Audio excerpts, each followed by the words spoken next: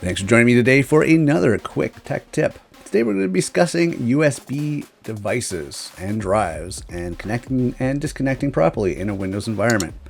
Very simply, you're going to plug in your device or drive into your Windows computer USB port, and you should get a visual and audio notification letting you know something has been plugged in.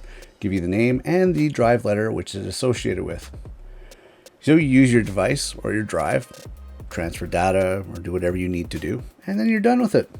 But you want to put it away. You want to remove it, you want to take it with you, whatever the case may be.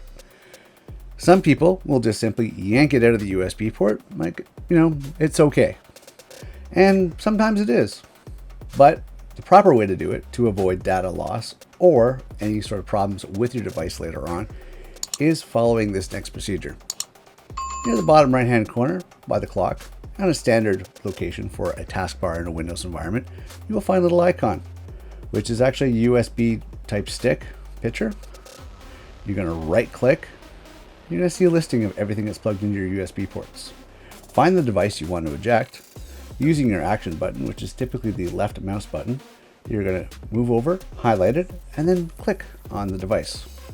You should get a notification that says, hey, it's safe to remove. Or if for some reason it's still being written to or used, it'll tell you, no, you cannot because it's currently busy.